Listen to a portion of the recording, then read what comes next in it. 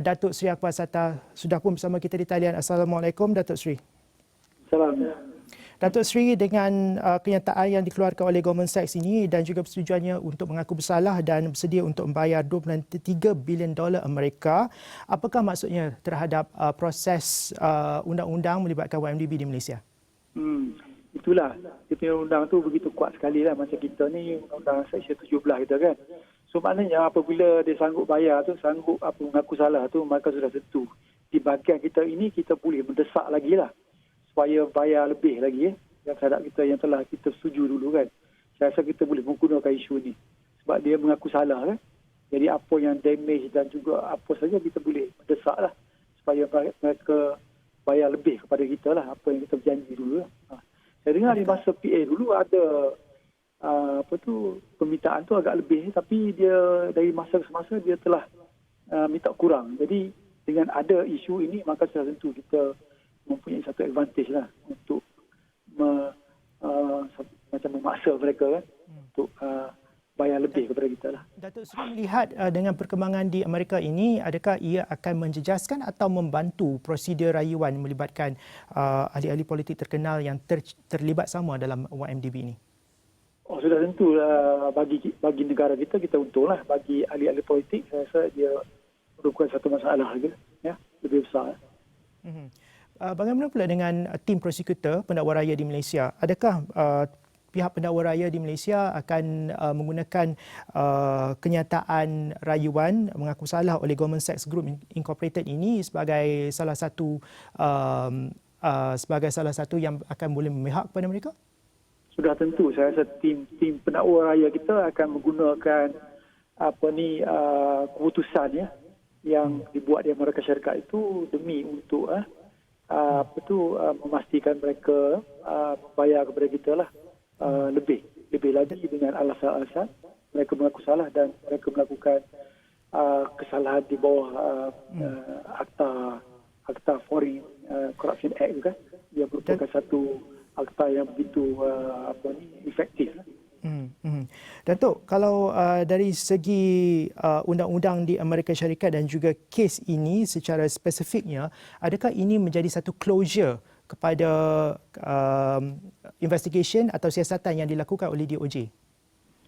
Saya rasa itu belum tentu sebab ini berdasarkan kepada FBI lah. Mungkin dia ada lagi kes-kes lain kita tak tahu. Itu adalah keputusan mereka lah. Mungkin mereka ada banyak kes kita tak tahu. Jadi kita tidak boleh menyatakan bahawa sekiranya ini adalah closure kepada kes YMDB yang melibatkan Foreign Corrupt Practices Act ini, ataupun akan ada lagi kes-kes lain yang masih lagi mereka siasat? Ya, mungkin. Sebab mungkin saja ia berkisar kepada Goldman Sachs, bahkan juga orang lain kan. Sebab ia melibatkan banyak pihak kan. Dari segi wang kita telah bertabur di Amerika Syarikat kan.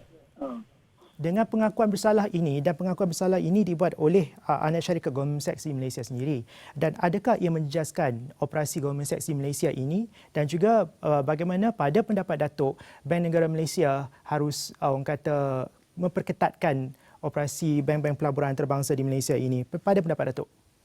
Saya rasa sudah tentu Bank Negara patutlah memperketatkan juga kita punya undang-undang dan juga polisi sebab kalau tidak saya rasa nama baik image Malaysia ini akan terjejas. Dan pastikan juga apabila kita membuat sesuatu undang-undang, hendaklah kita apabila menjalankan tugas, hendaklah menjalankan tugas dengan without fear and favor lah. Maknanya kita tak boleh apabila seseorang itu ada kuasa maka kita pejam mata kan. Maknanya setiap undang-undang polisi yang kita tetapkan oleh kerajaan ataupun oleh bank negara itu hendaklah dilaksanakan dengan baik tanpa pilih bulu.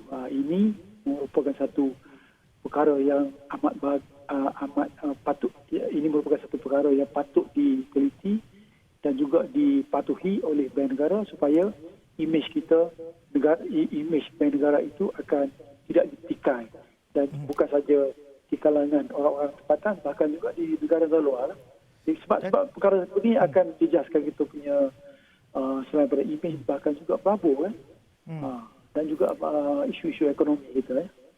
Datuk, sebagai penutup untuk Buletin Awani khas pada malam ini dan sebelum kita pergi ke Buletin Awani jam 12 nanti, Datuk, bagaimana Datuk boleh konklusikan, buat kesimpulan daripada apa yang diumumkan oleh Goldman Sachs Group Incorporated pada malam ini?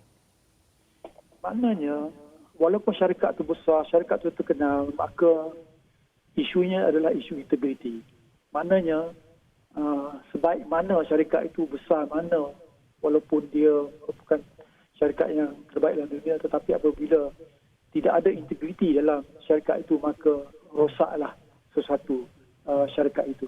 Jadi ini menunjukkan bahawa isu integriti merupakan satu isu yang paling besar sekali yang patut dikekalkan, terutama sekali syarikat-syarikat besar seperti Goldman Sachs dan juga mungkin dan juga syarikat-syarikat Big Four lain kan, yang merupakan satu syarikat yang patutnya menjaga tata susila syarikat dan juga menjaga peraturan-peraturan yang patut dipatuhi oleh syarikat, tetapi kita sendiri yang bukan saja terlibat dalam memberi peluang untuk melakukan penyelewengan, bahkan juga kita tidak. Tapi Datuk, persoalannya ketika ini adalah dengan rayuan yang sedia dibayar oleh Goldman Sachs sebanyak $23 bilion ini, Goldman Sachs dapat mengelak untuk dikenakan conviction daripada undang-undang di Amerika Syarikat.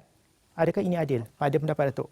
Itu merupakan undang-undang di Amerika Syarikat. Itu sebabnya kalau kita lihat pada undang kita Seksyen 17 yang baru tu kan, dia tak akan lari daripada itu sebab bukan saja dia kena denda, bahkan juga dia kena penjara.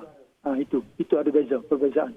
Sebab dia ada apa ni, kita panggil apa tu, deferred prosecution agreement, yang mana dia boleh negosiasi. Tetapi kalau di bawah Seksyen 17A besar itu di bawah Akta SPRM, maka itu lagi ketat dan juga lagi undang-undang dia lagi efektif, yang mana dia akan memastikan bahawa selain daripada denda, bahkan juga pengarah-pengarah tu dan juga tuan punya tu akan dipenjarakan.